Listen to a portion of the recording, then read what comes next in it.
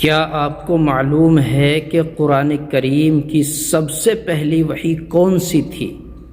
देखिए, सबसे पहले अल्लाह तबारक व तआला ने हज़रत जिब्राईल अलैहिस्सलातु वस्सलाम को कुरान की 5 आयतें सूरह अलक़ इक़रा बिस्मि रब्बिकल्लज़ी खलक़, पहली 5 आयतें लेकर नबी अलैहिस्सलातु वस्सलाम के पास भेजा। तो सबसे पहली वही हो गई सूरह अलक़ की 5 आयतें, और फिर दूसरी वही या अय्युहल मुद्दस्सिर कुम फ़अंज़िर 7 आयतें।